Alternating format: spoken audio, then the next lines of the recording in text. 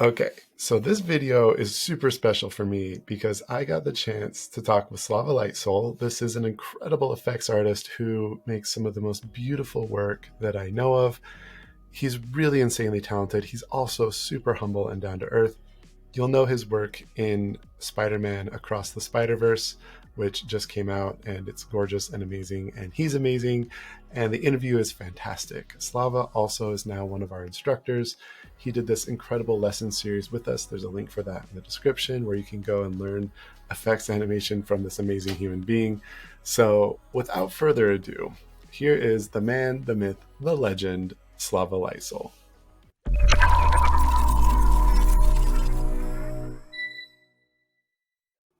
Hello, Slava. How you doing?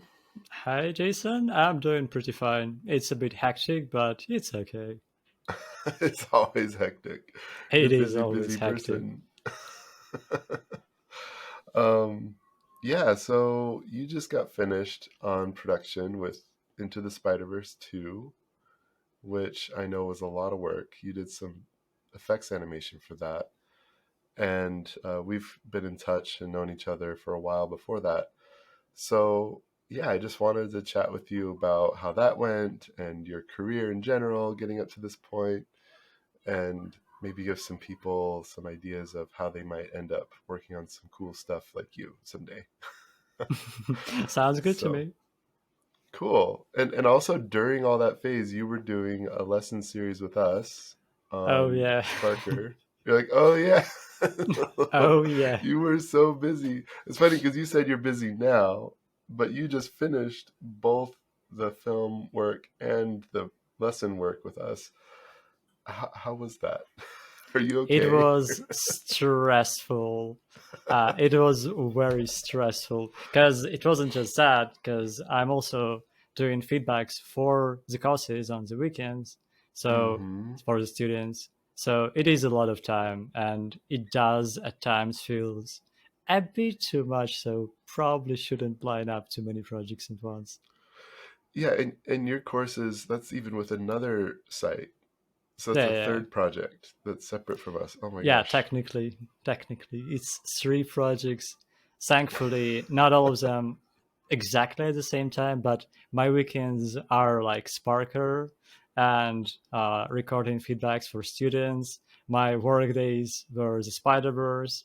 So all the time is busy, and all the remaining time is meeting up with friends, catching up with people, trying to stay alive and stay active. Is that typical for your career over the years? Have you had more than one project usually at a time? Uh, I usually didn't have more than two, so that's kind of a Okay. tough sell right now. Yeah. And after that experience, I probably don't want to do that again. So two projects, now three. Mm-hmm. That's a bad idea. So now two projects is manageable if one is like more personal or more like on the weekend stuff and the main job. But three definitely is a stretch. Yeah. Yeah, I think it's funny because a person like you with the skills that you have, a lot of people are going to want you to do work for them and they're going to have cool projects. And so it's hard to say no, Yeah, it's always, but oh, but there is something more. that's funny. Um, well, we are really grateful that you put the time and love into the Sparker piece. I mean, it just turned out so great. And, people can go check that out on the site, of course, to see in the all access pass. And we have a bunch of preview content for it. So yeah, thanks for doing that. But then I really want to dive into like how you got here. Like, Hmm. tell us a little bit about your story. What it was, what was your introduction to effects animation, and how did you get started? So it's a long story, but long story short, I started pretty late, so I haven't been drawing since childhood. But I was more into crafting. I did like Mhm. uh, carpeting, whatever, like scenes from the wood, carving, all this stuff, like anything with your hands, I probably did it. I wasn't Mhm. good at it, but I tried a lot of other scenes. And I only started drawing around like 16. Hmm. And I also liked it as a stuff, anything creative. But I didn't start doing it seriously probably till 17, 18. And then I set a goal as that, oh, I think that's what I want to stick to. I want to stick to drawing because out of all the things that I tried, out of all the other creative outlets that I tried, this is probably the ones that's gonna keep me busy for a really long time. And I really wanted to improve in that. So I kind of set a goal for myself that no matter what I end up doing in uni, and I wasn't able to go to art uni because partially my parents weren't up to it since I haven't been interested in it and haven't been prepared at all, and also because there aren't as many like grants for art universities in general, Yeah. and the competition is pretty high. But I'm not regretting the decision to go into the other field.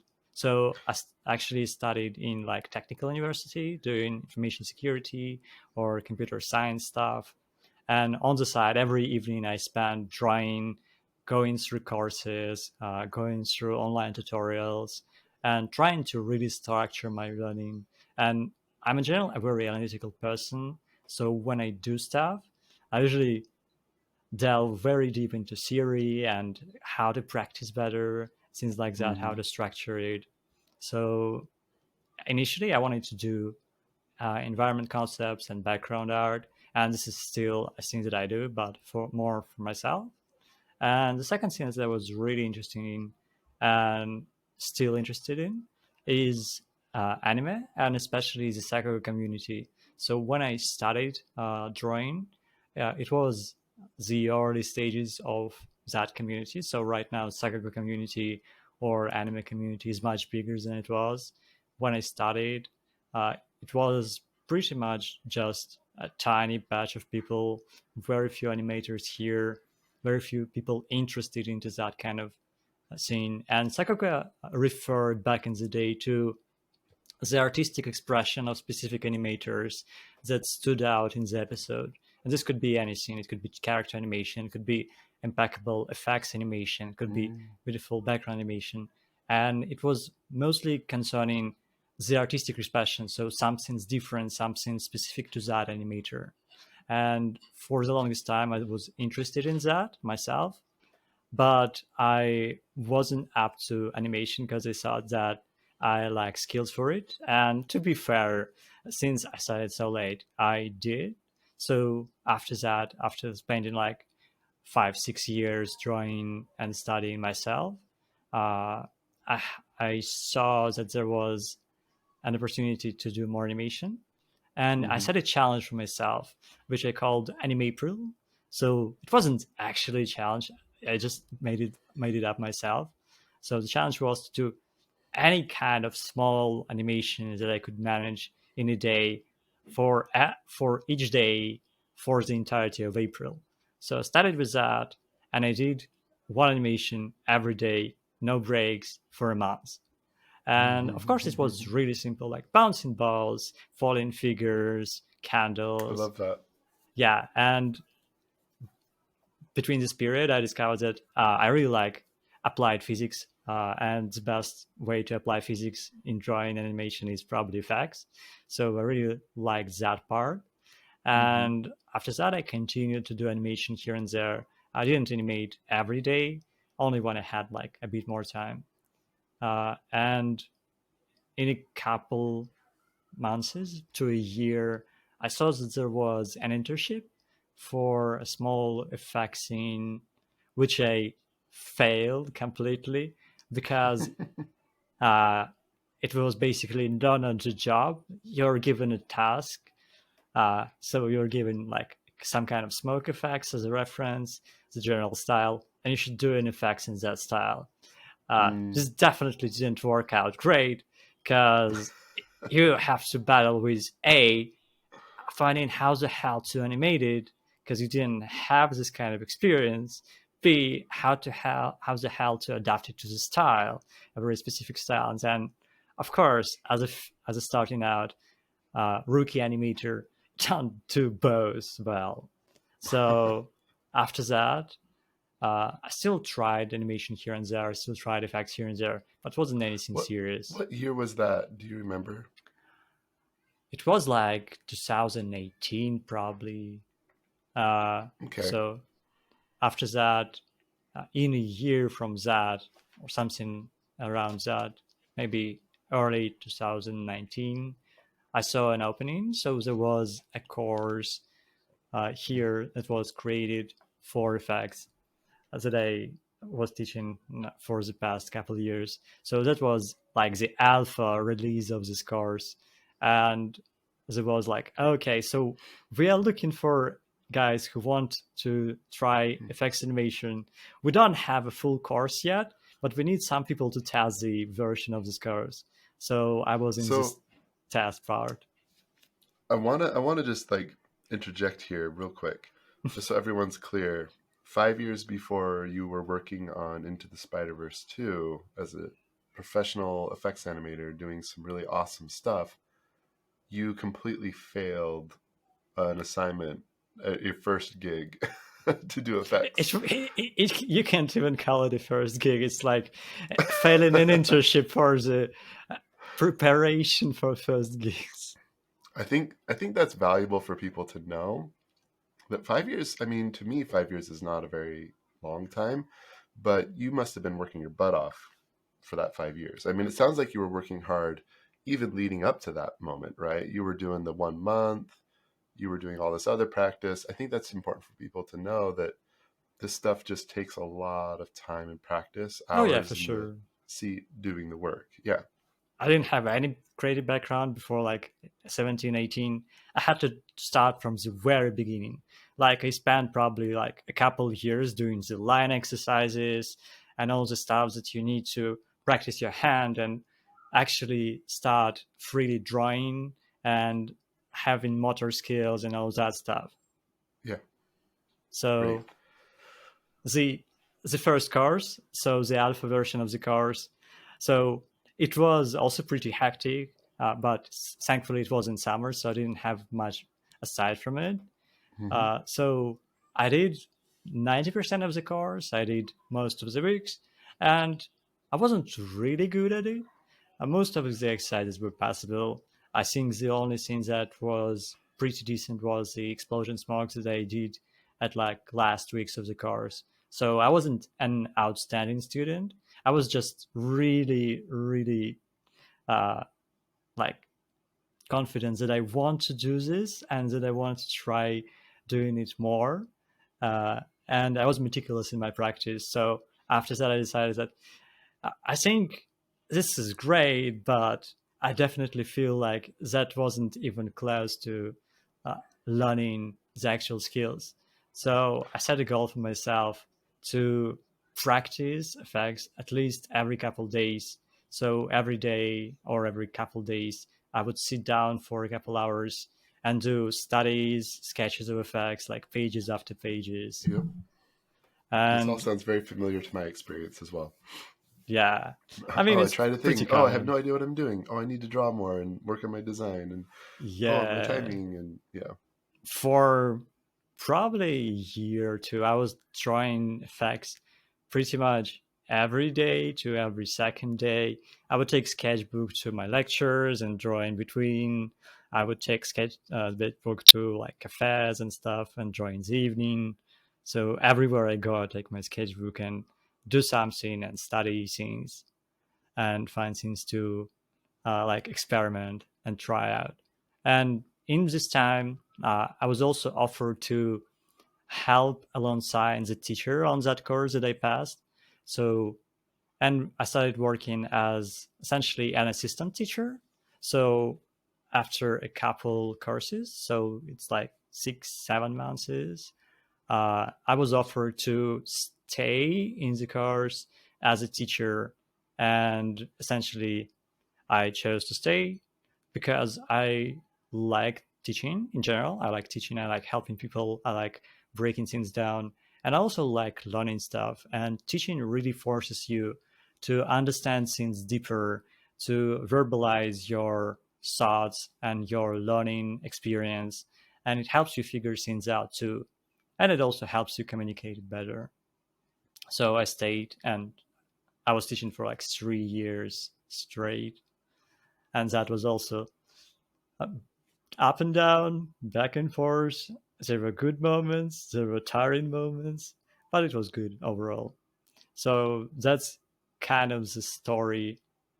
Uh, and after a year of teaching, I started working here and there for small projects, like in between or cleanup for effects, and then something bigger like MVs for small groups, and then mostly I did uh, write projects as a freelance artist, so cinematics and stuff. All the 2D effects artists have done a Riot cinematic at some point. I did one, you did some, I like did everyone's done 5 or 6. it. That's funny. Um, that's great. So thank you for that background. That's really helpful to know. Oh yeah, So no all problem. along that way, you said you went to university for, was it engineering? Yeah, And did it's you not finish? exactly engineering. So I have a bachelor's degree in information security. I Oh, have information security. Okay. I have an additional diploma of like training diploma, 3 years in technical translation, uh, and I have an unfinished degree and unfinished master's degree in automation. Nice. So you are versatile. You've done a lot of things. I Uh, love that. You were busy, busy, busy. And you're roughly 5 years into your career as an yeah, effects something like animator, that. which is amazing. And it seems to be going well so far. You've been working on some exciting projects. Um, what do you think has been the key to your success, to getting to the point where you get to work on these really cool projects and where people are wanting to learn from you and you can teach and share your knowledge? What has helped you the most to get to this point? I think in terms of the learning process and everything else, it's really important to stay open and learn from anyone.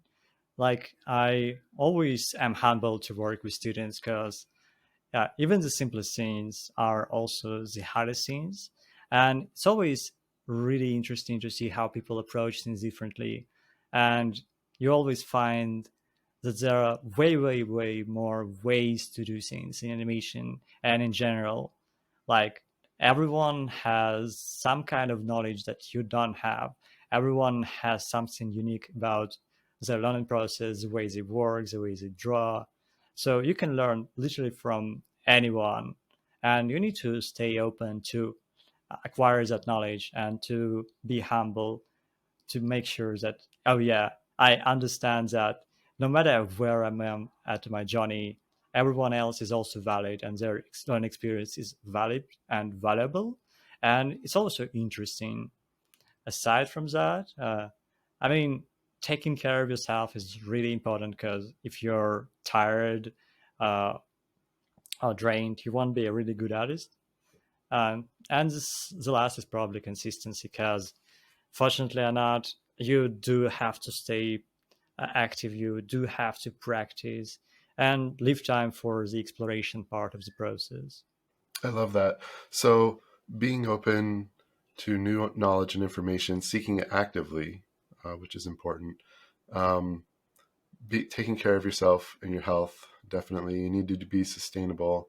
And then in the end, the consistency in your practice. Yeah, Am I getting that right? Am I recapping that properly? that sounds good to me. Those sound like good pieces of advice to me. They work for me too.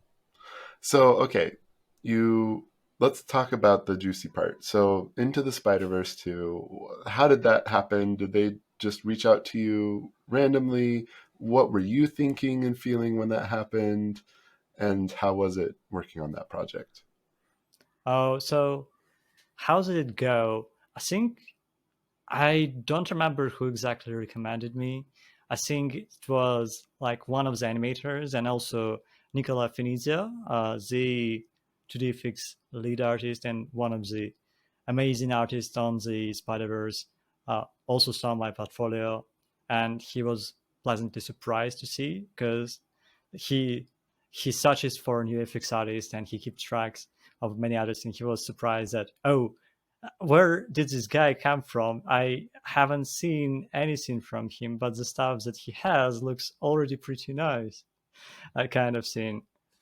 So that happened, and they asked me to join the project pretty much. Nice. And what were you feeling and thinking when that happened? I thought that was pretty cool, but also pretty intense and intimidating, because this was the first feature film I was working on. And Hmm. of course, you don't exactly know what to expect or how much you're gonna live up to the standard and anything else. So it's always a bit scary to start on something like this.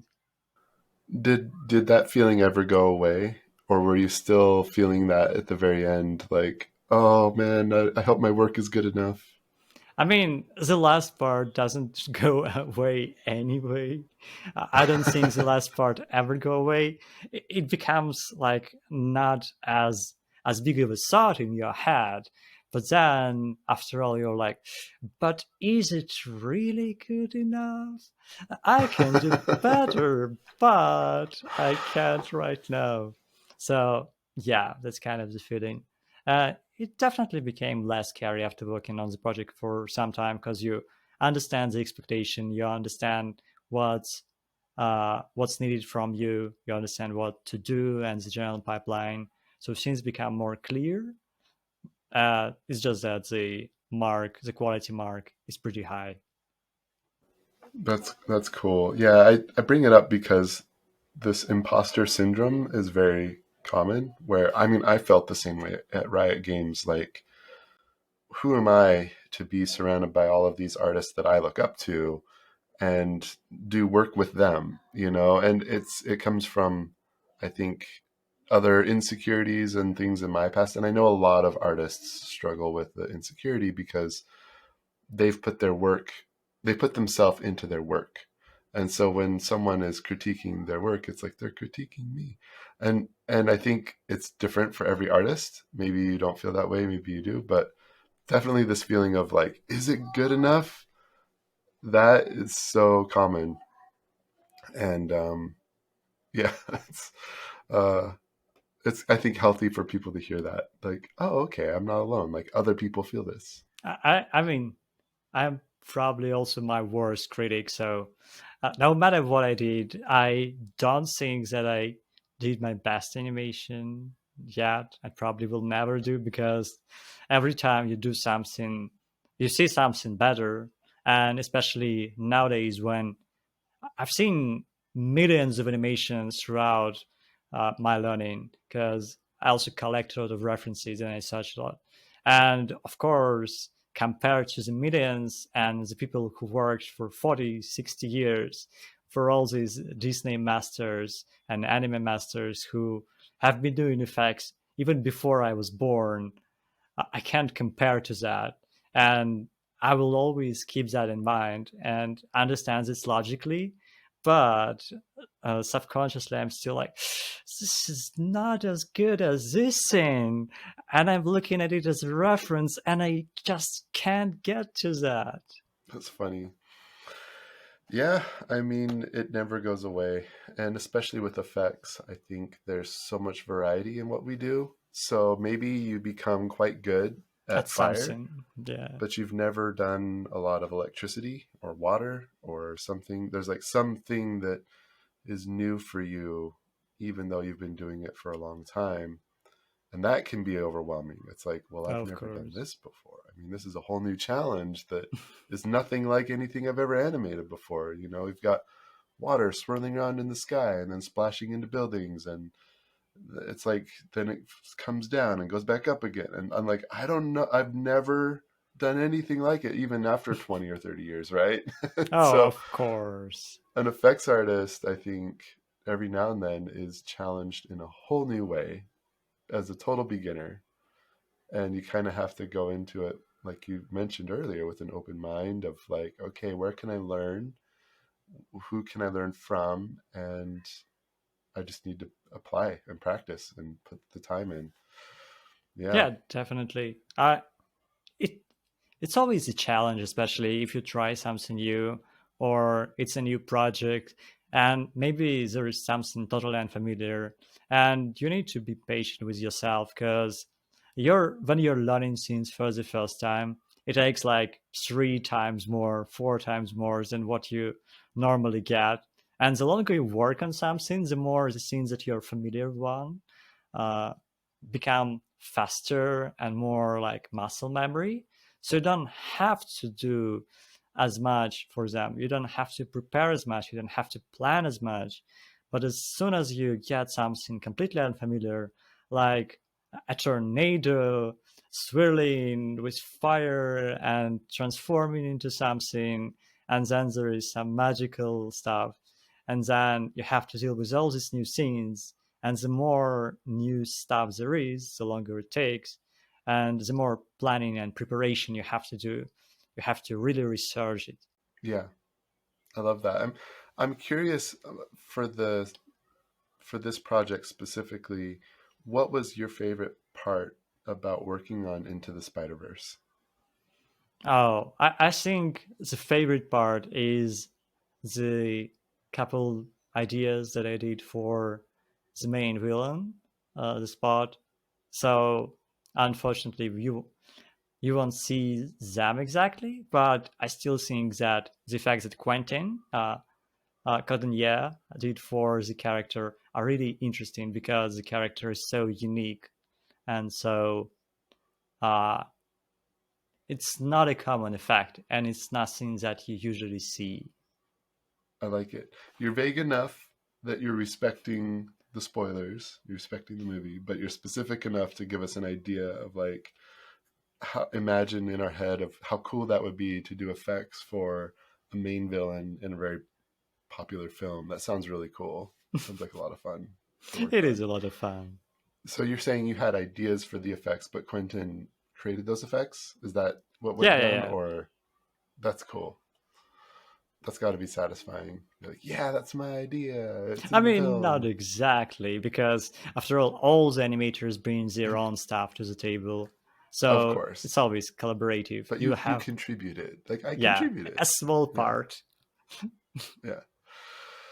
You're so humble. I love it. Um, no, that's important. That's important to remember the team aspect, I think. That's something that is easy to underestimate. I mean, these are teams of hundreds of people on these big productions, and everyone is so talented, and everyone puts their own voice, as my voice is breaking Oh man. um, because I am recovering from a cold. But yet they put their own voice into the project, and it's like a choir that all sings together, and everyone has their part to play. I think that's really beautiful. I think that's one thing I love about collaborating on these projects. Did they have like regular meetings where you were like meeting up with the team, seeing updates on the film? I'm Yeah, sure I like mean, people are curious how it works behind the scenes.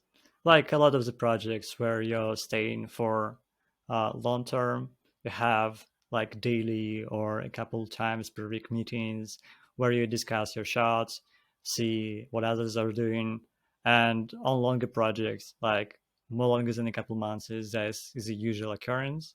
So it's a pretty normal practice, and it helps you set the standard. So you want to be the uh, a strong FX artist, but usually you want to work with stronger FX artists. So you look at their stuff and you're like, oh, so that's how you do that. And that's the bar you want to hit. And so it's always a pleasure to work with people like that. So you're surrounded by other talented artists, even though you're working remotely, right? You're like Yeah. you're like very far remote in a totally different time zone, but you're seeing their work on a regular basis, and I think you're right. That's very valuable. So just to kind of wrap it up, like, is there anything else that you want us to know about what it's like working on a feature film, and also, is there any advice you have for people that want to eventually work on big projects like this?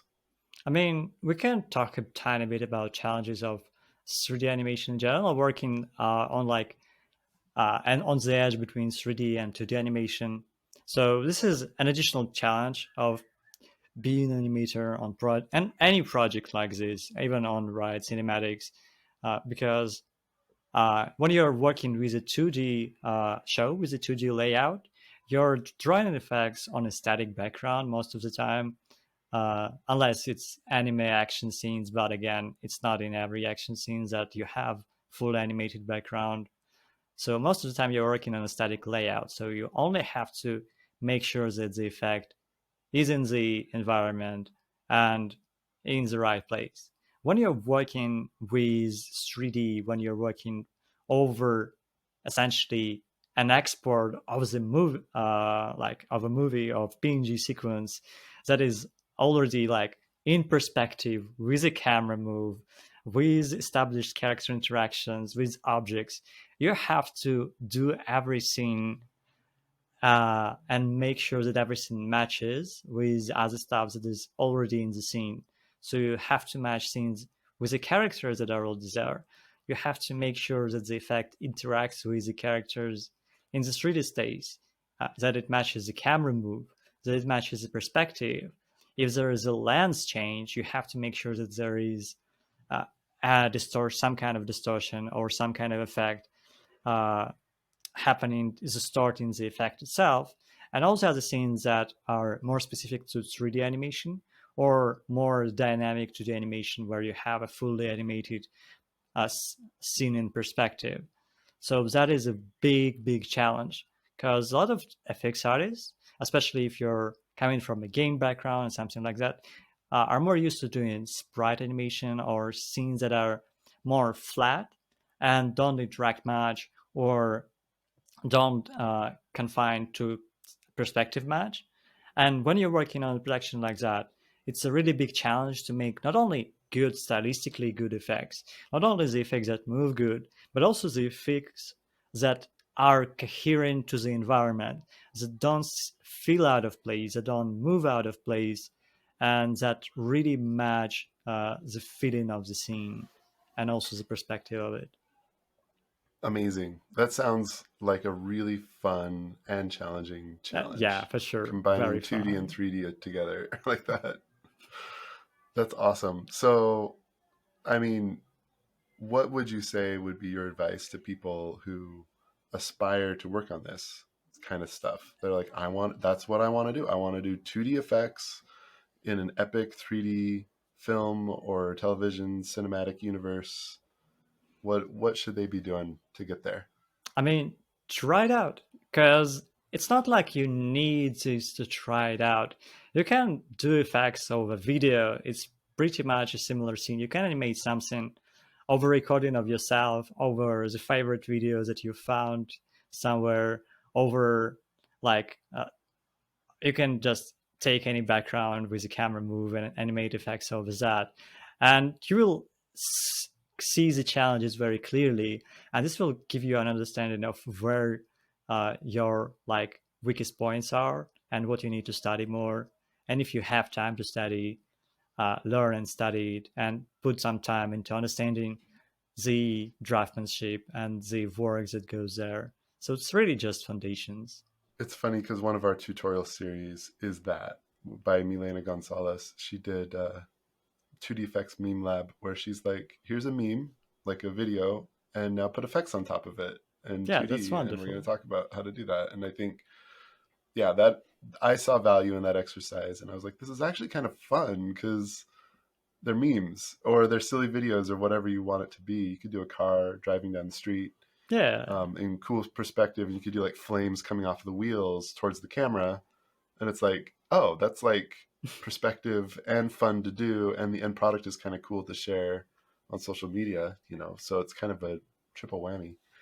um yeah, I would imagine that would be good preparation. That's good advice. That's Yeah, cool. that's a pretty good idea because if you're having fun, you're more likely to continue doing it. And you really don't That's true. have to make something that you don't find fun in your personal exercises because you can always find ways to make it a bit more spicy, a bit more interesting.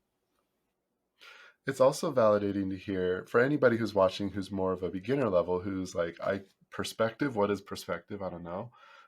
It's validating to hear what your experience was doing like the line practice drawings. We have lessons that cover that for beginners in VFX Apprentice. Perspective assignments for effects artists. Everything is built for effects artists specifically in the early drawing series. Sonia Fursova, she did an amazing job of building out that whole series. And then, of course, there's your series, which is quite advanced. It's more of a masterclass type with the Sparker animation. That took you, that 7 seconds of animation took you how many months? I mean, we started in late November and we finished by May. So So that's November, eight, no, no, no, 8 months. December, January, February, Yeah, March, that's six April, months. May, like half a year between Yeah, the to jobs do 7 seconds. to do 7 seconds of everything. Don't do that. You It's were a doing pain. it part time, Yeah, I was maybe doing like it on what, the 20, weekends. 10 to 20 hours a week?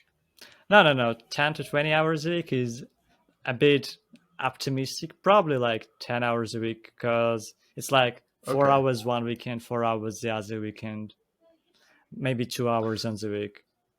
So it's a ton of time to do 7 seconds, but you also did the storyboarding, the backgrounds, the layout, Clean um, animation, rough animation, clean animation, rough paint, to clean animation. compositing, You did everything on except this sound. little 7 seconds.